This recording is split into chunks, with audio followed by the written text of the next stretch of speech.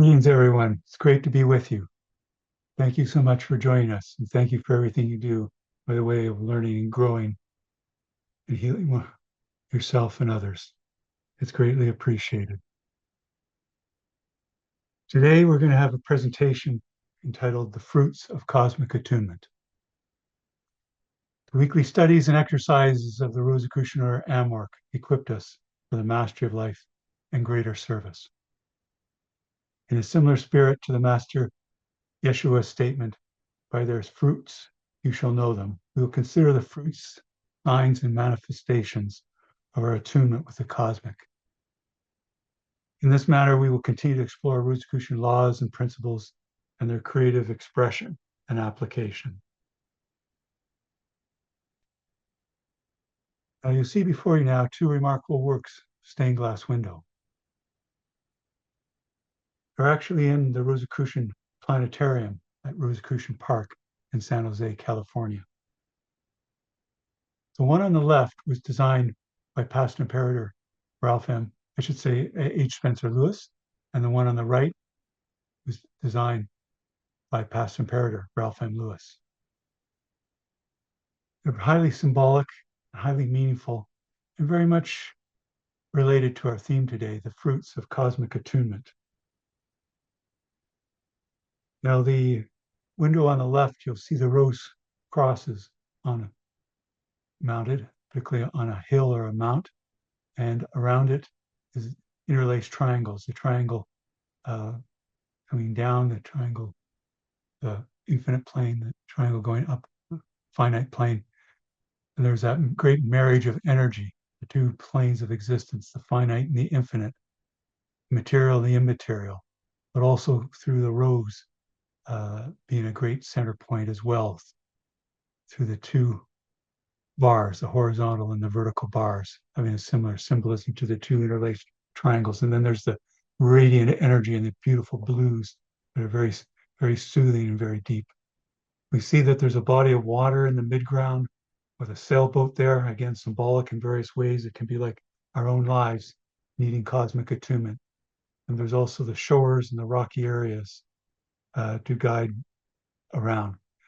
And there's a banner in the lower part that has a traditional mystical law and principle in Latin there, ad rosum per crucem, ad crucem per rosum.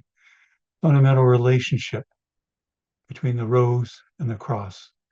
The cross for the law of triangle and all passing through trials and struggles, but also the rose of maturity and growth and development and radiant well-being, suggestively, by the radiant lines out from it. And that way, and we come into our greater understanding. We've got increased tests, the purification for ourselves, our community, and all. But also through that, then we come greater back to the rose and its unfoldment. On the right, we see inspiring symbolism there as well.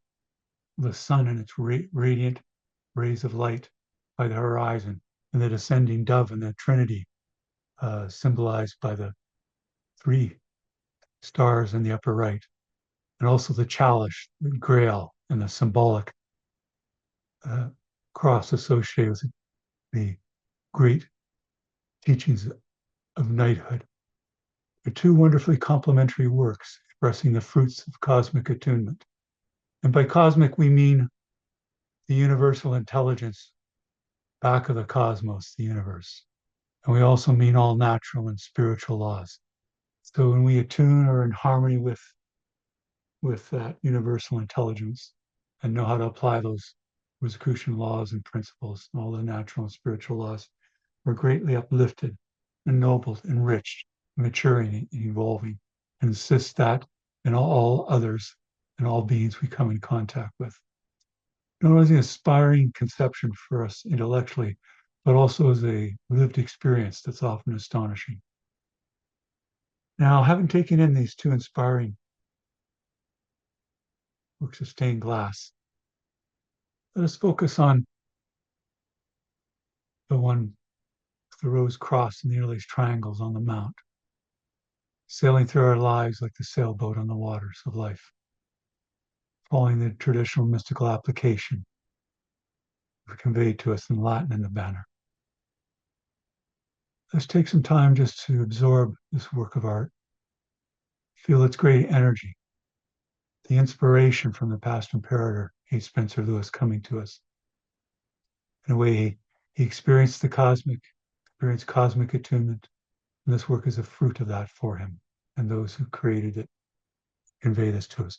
And in this way, we can retrace the steps, the opposite direction of creating of the stained glass to that original cosmic attunement with the imperator and with all. And let us use this as our inspiration to rise to the heights of the celestial sanctum. And the Rosicrucians are very practical.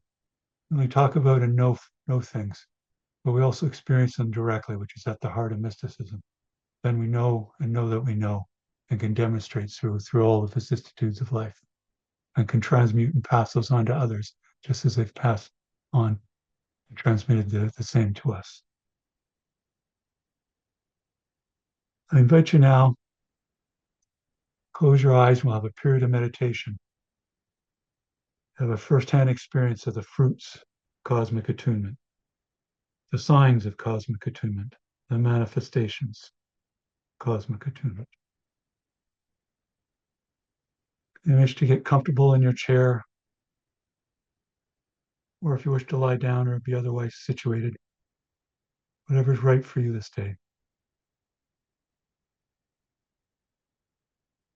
I invite you to be able to breathe in an unencumbered way, so position yourself accordingly. And follow the discipline of the breath, doing what Rosicrucians refer to as neutral breathing, neither holding the inhalation or holding the exhalation. Just enjoy the enrichment. The attuning with the cosmic is profoundly enjoyable, profoundly enriching, profoundly ennobling.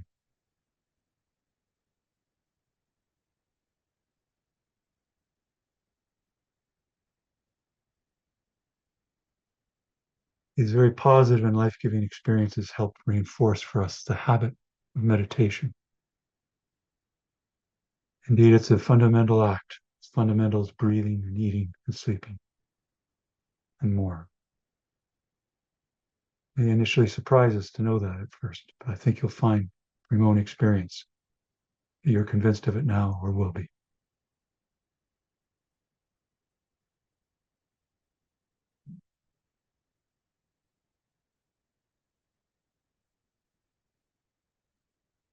Just enjoy the gentle rhythm of the breath. You find your mind wandering, just lovingly and gently bring it back to the discipline of the breath. No need for any self-negativity in this or anything else. And learn that lesson that is greatly frees us up.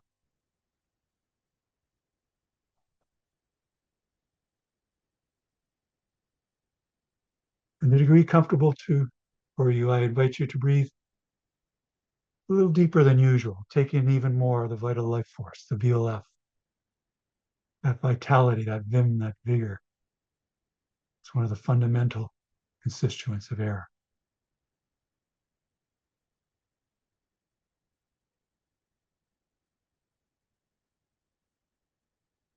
You may feel an enriching tingling, a healing effect, quickly starting at extremities of the holy temple of the body, the fingers and the toes, but then gradually moving through us like a great flow.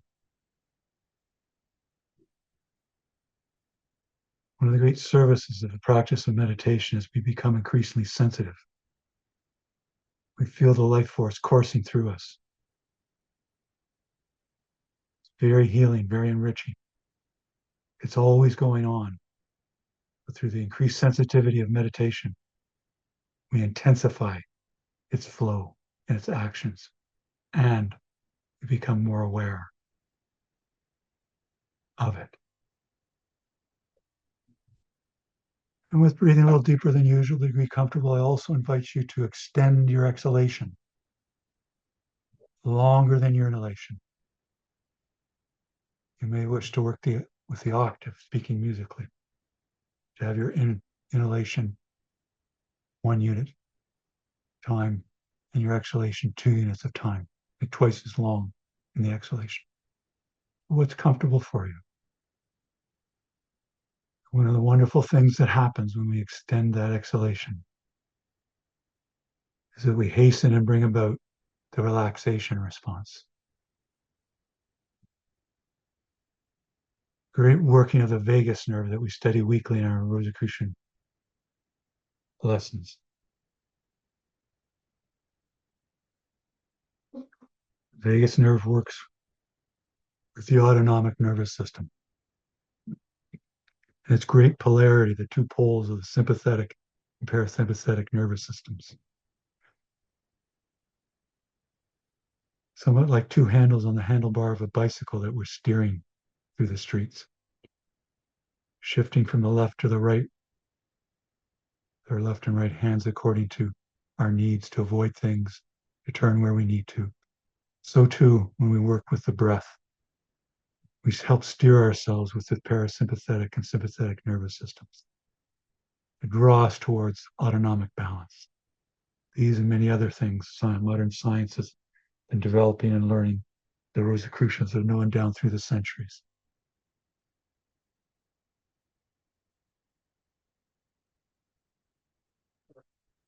Let's just continue to enjoy the gentle rhythm of the breath. Part of the mastery of life is the mastery of the breath. We can make a habit of extending our exhalation longer than inhalation. That'll help us in a very practical and lofty way throughout our day. So if we start to feel overwhelmed or anxious, extend the exhalation longer than inhalation. It's not to be underestimated, as simple as it sounds. And we can even spiritualize these actions even further.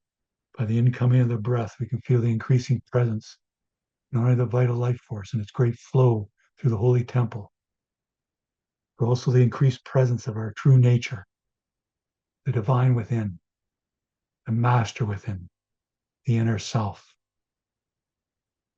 always ready to help us. We just have to demonstrate our willingness, our vigilance, our steadfastness, and our worthiness.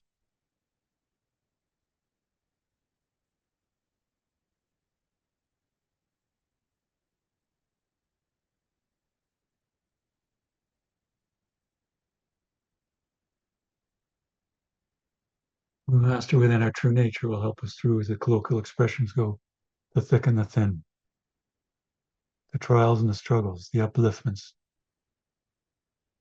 the glorious experiences. Who guide us through all these and the deeper lessons, deeper purpose, and also transcend them into the eternal, beyond time and space. And the experience of the eternal enriches the time and space of our lives.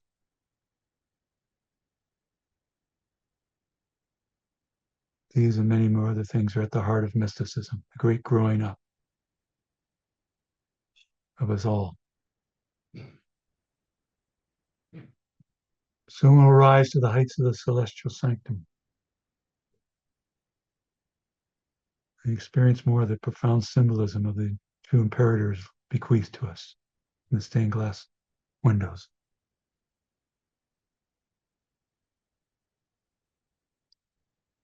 Let us further apply the law, cosmic attunement, and law of purification by saying with me now the following prayer and invocation.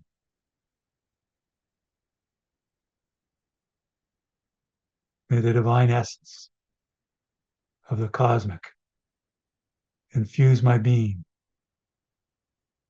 and cleanse me of all impurities of mind and body, that I may enter the celestial sanctum and attune in pureness and in worthiness. So mote it be. Now let us use all our psychic faculties and our imaginative capacity to visualize ourselves rising up from the room where we dwell, up over our office, our home, or other building, and see the work of architecture below us. But now the streets of our neighborhood and the other homes or buildings.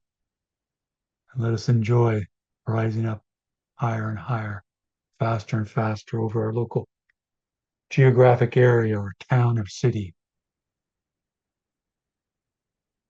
and even our county as we rise higher and higher up over our province or state. And now even as we move faster and faster up over our great nation or country and see the landforms and the water systems and the weather systems below, the great system and order of the cosmic. As we rise higher and higher above our continent,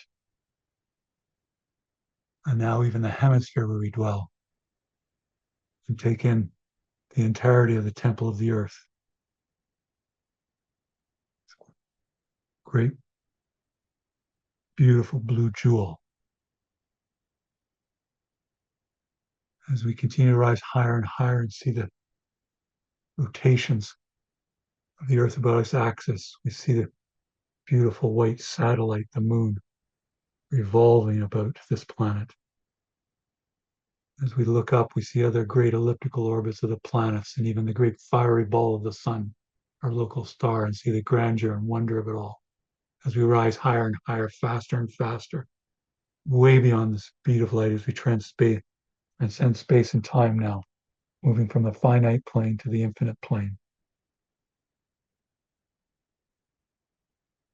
Going faster and faster beyond the extremes of our solar system, past myriad stars and stellar phenomena, the quasars, the pulsars, the black holes helping balance the universe, the nebulae, the rogue planets, the asteroids, star after star, nebula after nebula, traveling at tremendous speed, sensing what the ancients spoke of as the harmony of the spheres, the music of the spheres, the great system and order of the cosmos. So we sense now we're in a great arm of our local galaxy, the Milky Way galaxy, and let us exit right out from that arm and see the great parent spiraling form of the Milky Way galaxy, rotating about its axis, just as the Earth rotates about its axis, and our lives rotate about our axis, out of the spine, the holy temple. Let us rise higher and higher, past other stars and even galaxies and their different shapes and forms, and realize that we're within what astronomers and astrophysicists call a cluster of galaxies. Let's exit right out from that great body, galaxies, past other galaxies and clusters of galaxies, and out from even our local supercluster of galaxies, the collection of galaxies nearest us. As we exit that supercluster, we continue to rise higher and higher, faster and faster, applying the law of correspondence, as above, so below. For as we rise higher and higher in the cosmos and the cosmic, we go deeper and deeper in a parallel corresponding action within ourselves, in the increasing presence of the divine within, sensing its presence within, but imbued throughout the cosmos, going faster and faster, past superclusters of galaxies and galaxies, enjoying the exhilaration of the ascent as our birthright,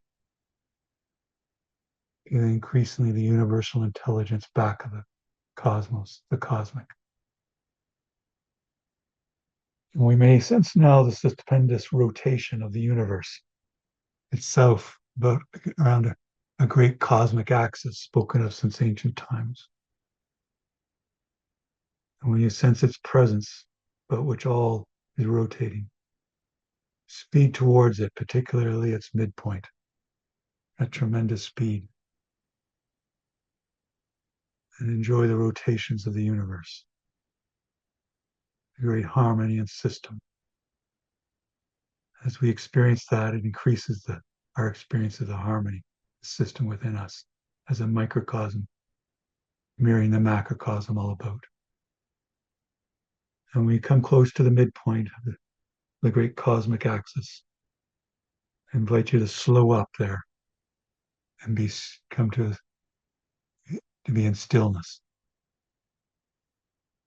and take in the awe and the wonder of all about you.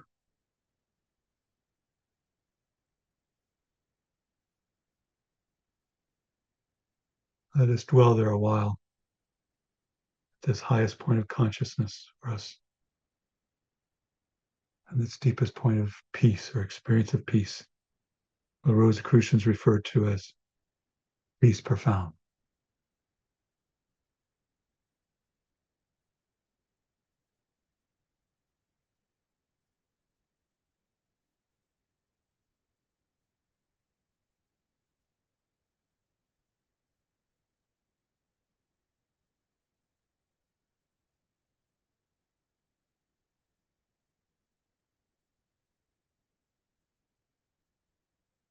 Soon we'll follow further the instructions of the Rosicrucian booklet, Liber 777, which will give you resources for towards the end of the presentation.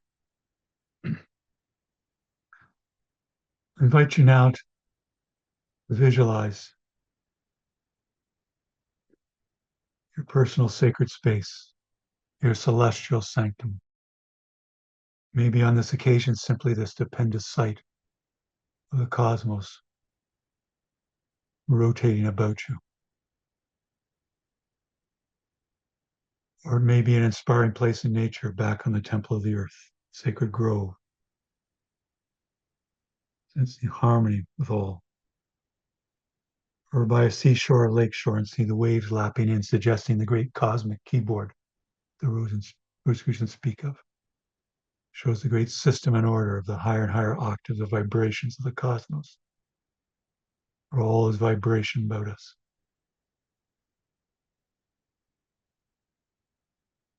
Or you may wish to visualize an inspiring temple on earth. Whatever you choose, you fill it in the sights and sounds, the enrichment. You may wish to visualize others who are on this conference call with us.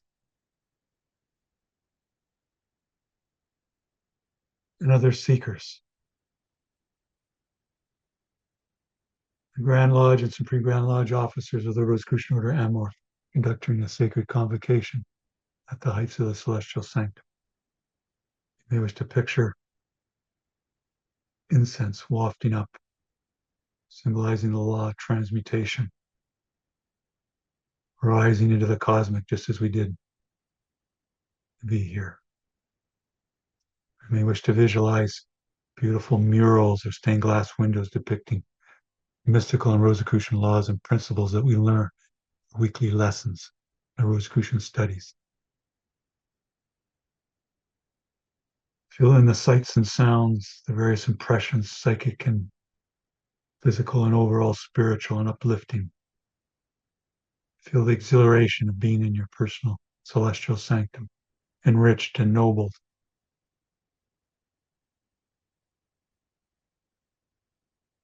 While we'll let go of the visualization, and I'll indicate when to you.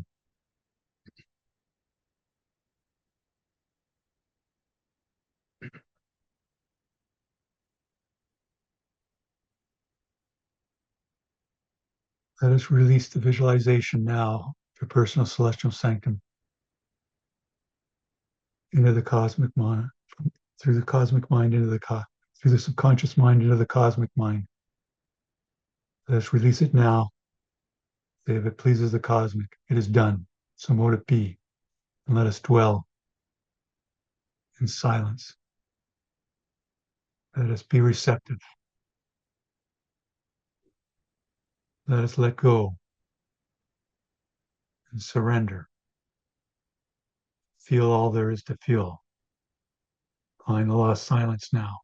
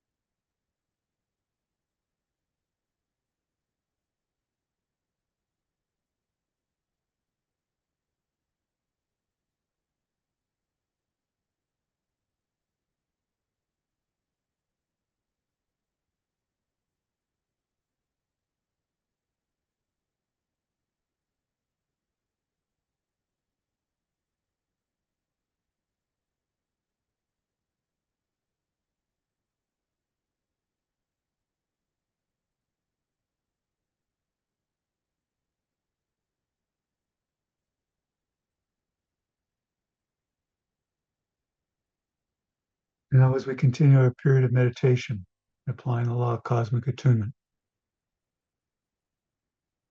I invite you to join in the work of the Silent Council in conjunction with the Council of Solace,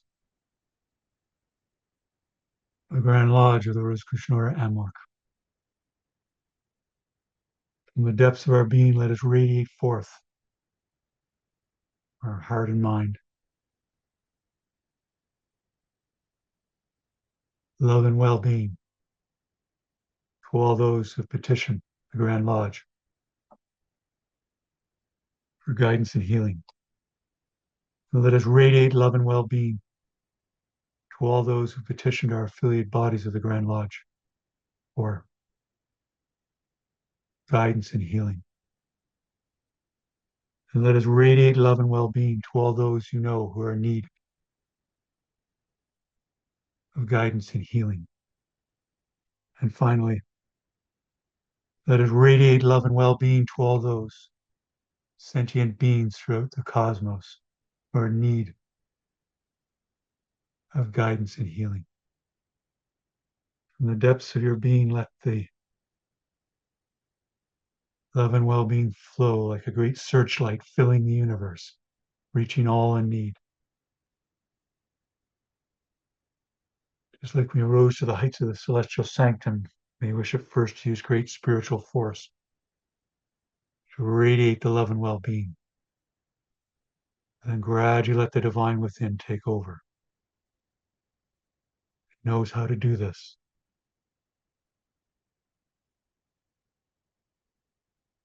We're working with it as our true nature now.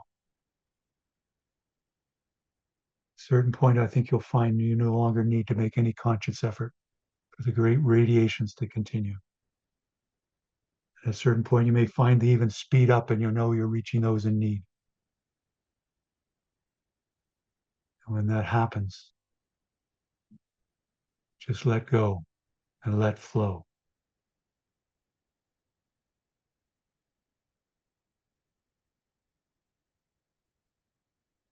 And dwell in cosmic attunement.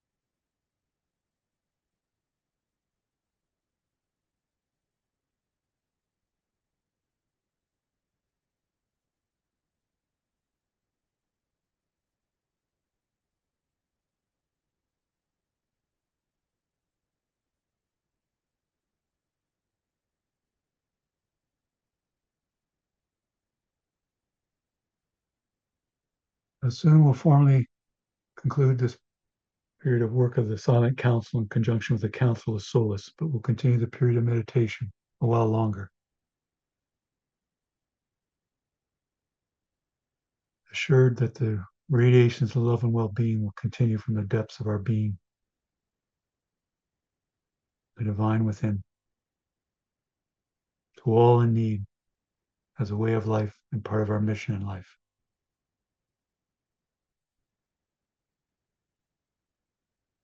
Conclude this period of sending metaphysical aid. I invite you to say with me now, if it pleases the cosmic, it is done.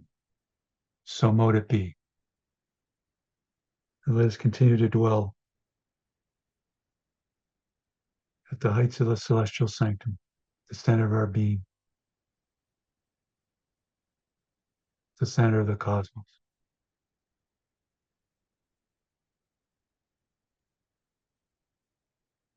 Just as we radiate love and well-being out, a great searchlight throughout the cosmos, you may wish at this time let your mind extend out and fill the cosmos. Merge your mind with the cosmic mind.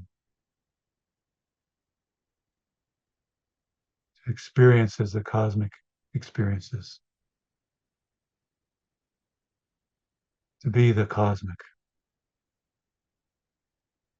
to assume the cosmic now.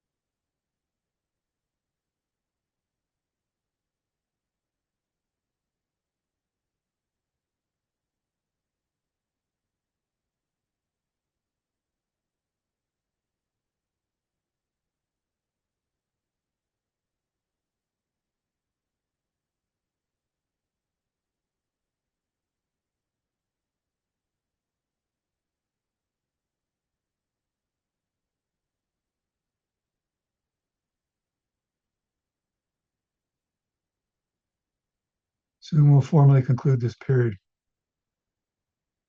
attuning the cosmic through the celestial sanctum meditation exercise.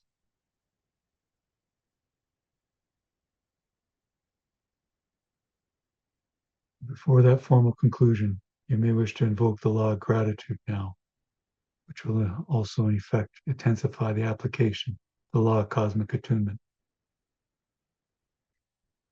We may wish to now extend our thanks to all those who have loved us well, radiating out our thanks to them. We may wish to radiate our thanks, express our thanks to all those who have taught us well.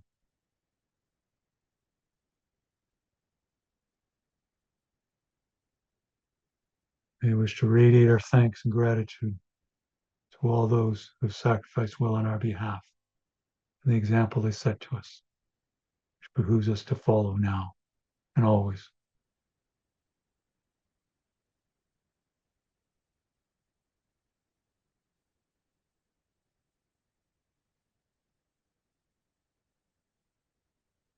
Now we'll begin our descent from the heights of the celestial sanctum, assured that the cosmic attunement is our birthright.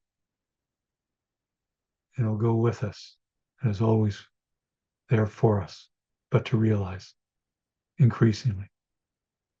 Let us descend at a tremendous speed, way beyond the speed of light, past the myriad superclusters of galaxies, clusters of galaxies, galaxies, stars, and stellar phenomena. So we enjoy the exhilaration of the descent, experiencing again the music of the spheres, all the octaves of the great cosmic keyboard that the Rosicrucians speak of, and that our weekly lessons, trials, and applications bring us into mastery in playing. And let us see in the distance,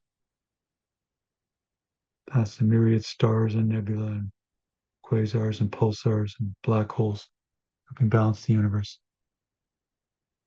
the Milky Way galaxy. Let us plunge into the great arm where we dwell,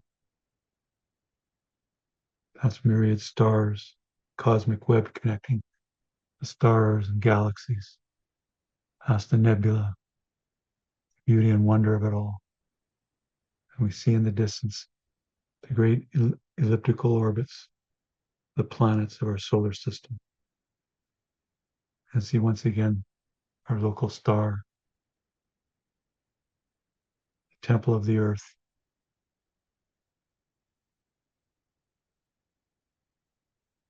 great place for our learning.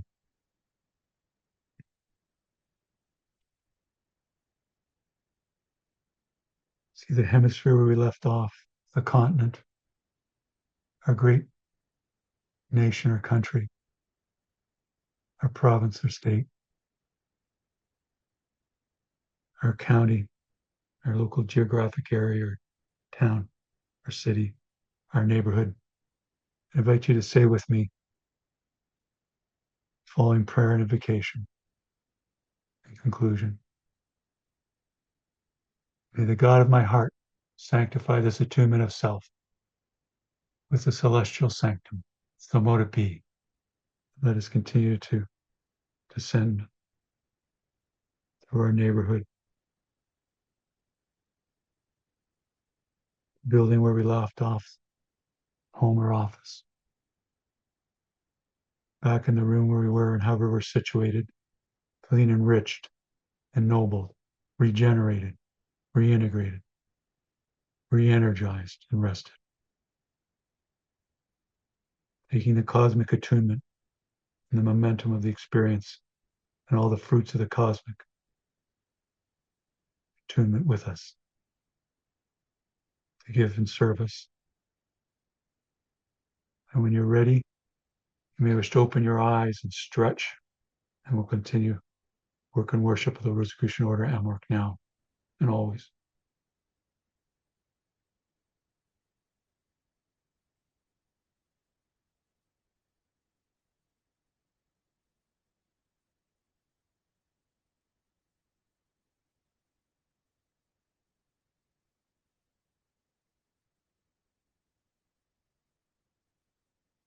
Great. Thank you, everyone.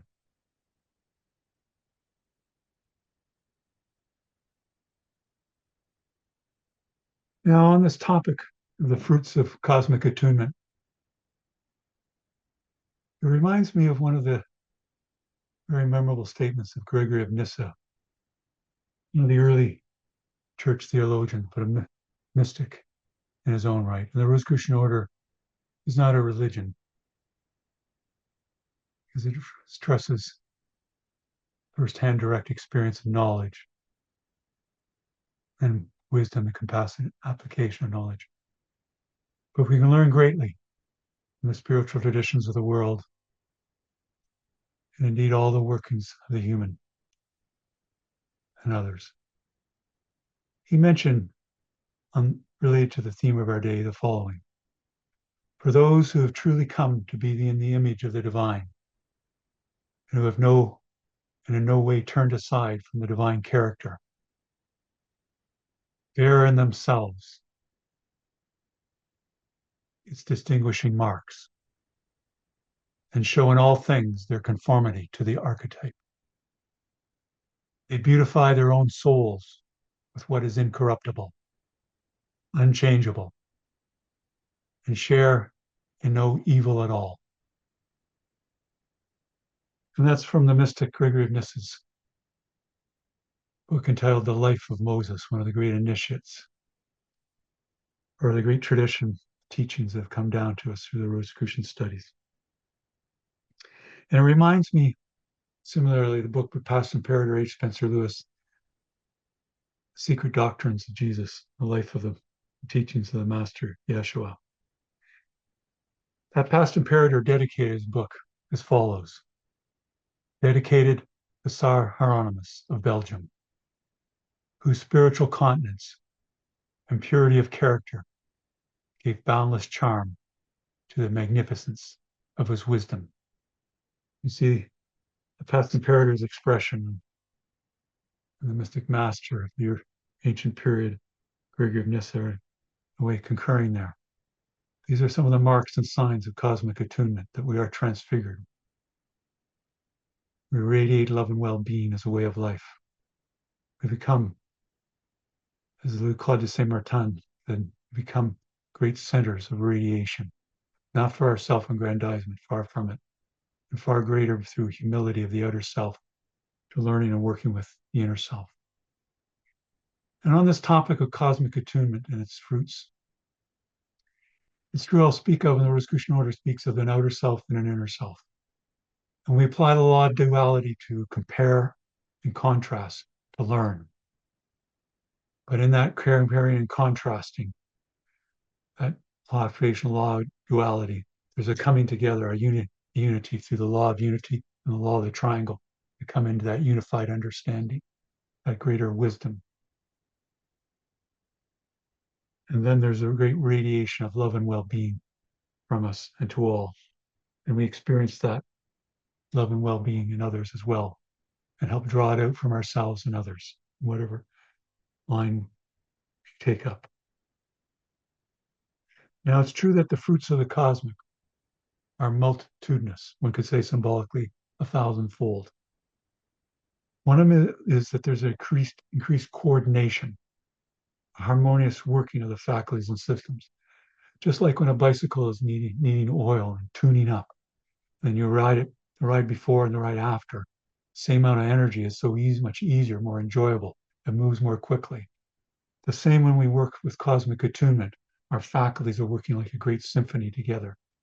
What Rosicrucians refer to as harmonium, a beautiful concept, but even more beautiful experience, where there's a harmony in all levels, the system and order and healthful actions of all the vital organs, the movements of all the systems in our body, immune system, the respiratory system, the cardiovascular system, and much more. There's a boost in their action, but then there's also a synergistic interactive effect that's even stronger. So too, there's a harmonious action in our relations with others.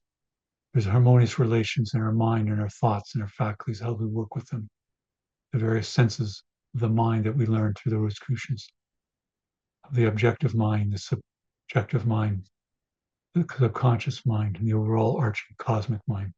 There's also a harmonium in relations with others in our environment. With increased clarity of our mind, we come into more understanding how to achieve these things. As a tall order, this they seem to the outer self, but not when we consistently follow the Rosicrucian lessons and are very attentive to working with the master within, the divine within. Then there's also the experience of the harmonium that one referred to as the divine music, the great harmony of the spheres, and actually experiencing it not only as a concept, but a lived experience. These and many more are the fruits of cosmic attunement. And they can seem astonishing and surprising the outer self that I've never heard of these things, or I never thought they were correct. And then when we start to experience them, if we keep humble and follow what an earlier Rosicrucian Code of Life emphasized for us to always be a student, eternally a student. And in that humbling expression, the outer self will be enriched and ennobled. And the outer self and the inner self will work as one and realize themselves as a unity, no longer a duality. Indeed, the experience of the master within at first may seem like it's a separate entity from us, even though it is our true nature and guide in life. And this is part of the great growing up in life. You can realize that this great wisdom, this wise being, is not apart from us. So we may first experience it like that. It's not outside of us. But gradually, the outer self begins to realize, this is within me. This is me. This is so meaningful. This is so enriching. It's a tremendous aha experience. And then the sacred teachings of all the wise persons down through the ages come in much greater meaning to us. What the Master Yeshua meant by the King of Heaven is within us, for example. Or the Buddha is the awakened one. What does it mean to be fully awakened? This and many more. There has to be that letting go, that surrendering that we did in our meditation period. Similar to how the Gautama, the Buddha, and all his trials and struggles, the Bodhi tree, let go, surrender, just like we did in our meditation. Then everything could flood in understanding. And we realize that we have that openness and maintain it. It's always there with us, always there to encourage us. Now, the way of the outer self tends to be to do unto others as they have done to us. But it tends to be a downward spiral.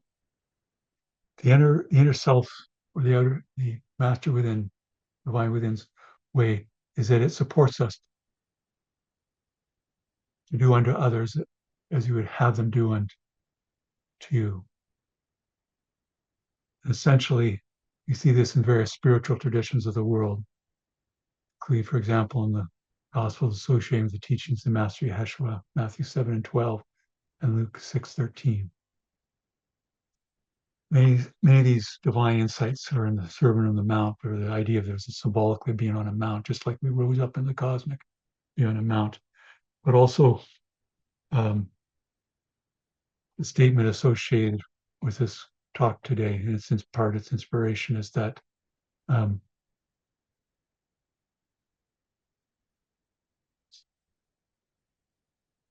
by their fruits you shall know them. This is part of the great wisdom, not of the outer self, but of the inner self. And as we have these fruits and experiences, we'll come into the brilliance of them more and more. But the primary purpose is not to experience the elegance, the brilliance, the coming together, but to be able to be more loving, more giving, enter much more into therapeutic alliance, as the psychologists say, but with all. And thereby they're more able to enter a therapeutic alliance with us in unity. Now,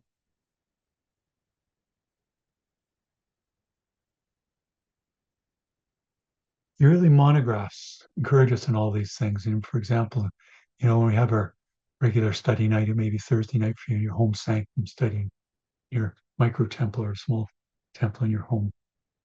Think of ourselves as studying with all other Rosicrucian students in their home sanctums. And it's an inspiring thought, but then we increasingly realize that actually, through the inner self, we reach out to all other inner selves.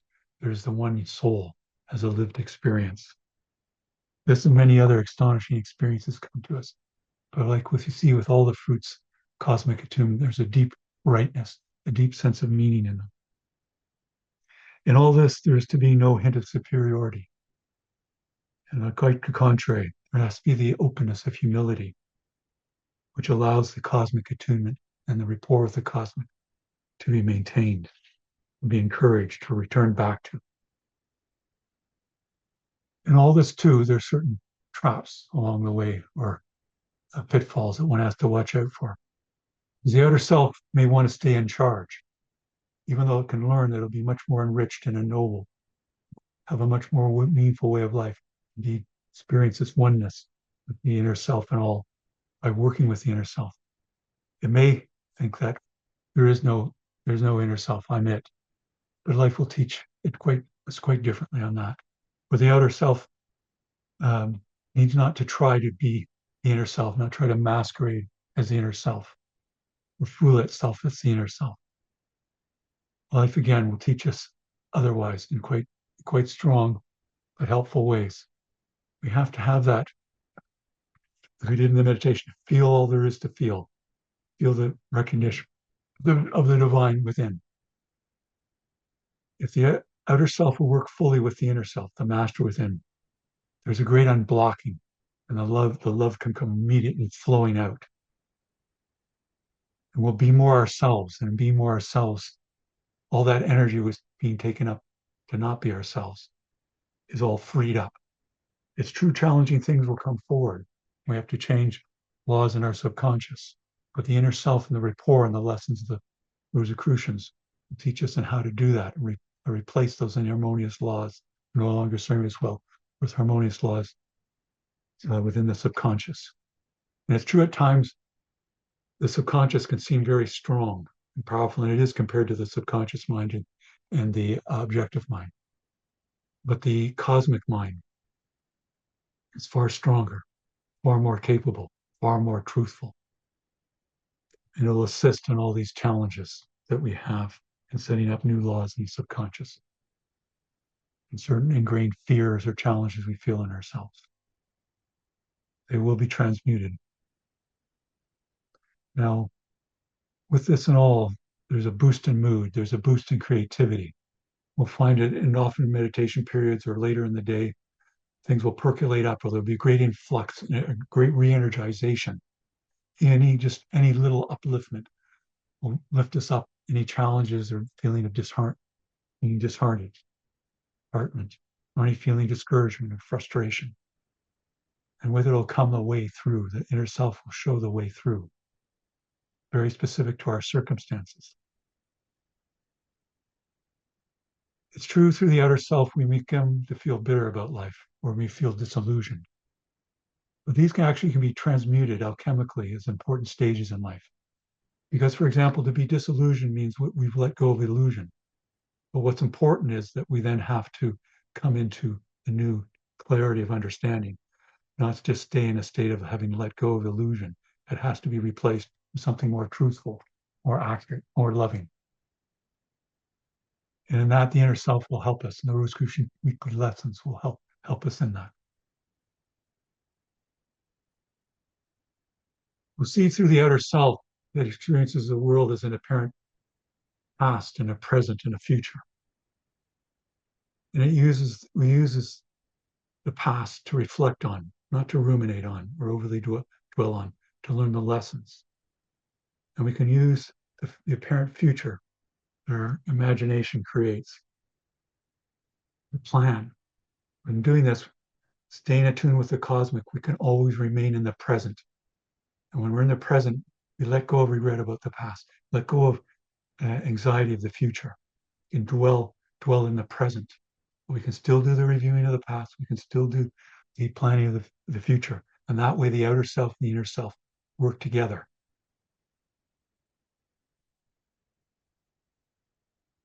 Also, what we'll experience when the outer self works with the inner self, it'll increasingly look forward to it and experience the eternal, and from that have its vast and mature perspective. In this way, we're helped by the inner self and through these fruits of cosmic attunement and self-assessment. As I've mentioned on various occasions, meditation is a profound act of non-avoidance. During the meditation period, we focus on the practice, for example, the breath. But afterward, whatever we've let go or our mind wandered to, we can come back to the inner self and help guide us in those things that we quickly need to be directed to. And there's a great sense of growing up in this. There's an increased sense of community and communion with all. And the universal perspective becomes our viewpoint, expressed in the particulars of language, culture, and time period, as we're doing now. And the flowing of love builds. And the great sense of all-knowingness increases in application and is drawn on through our periods of cosmic attunement, but also as a way of life. Life increasingly is seen as a great adventure that is highly meaningful and undertaken by us all. We come into the oneness of all, feel the full depth of all, to know all, and to be in loving embrace with all. Now, at this time, before I conclude, I'll ask Karen to post in the chat resources for you, but also, which I think may be the easiest for you to get the resources if you want to follow up on what we've been talking about, in addition to our weekly monographs of the Rosicrucian Order AMORC, is a PDF that you can download. So at this time, by way of conclusion, I'll mention that we've been considering the fruits of cosmic attunement, and that the weekly studies and lessons of the Rosicrucian Order equipped us for the mastery of life and greater service. In a similar spirit, consider the Master Yeshua statement, "By their fruits you shall know them." We've considered the fruits, signs, and manifestations of our own attunement with the cosmic. In this way, we've continued to explore Rosicrucian laws and principles and their creative expression and application. Thank you, everyone.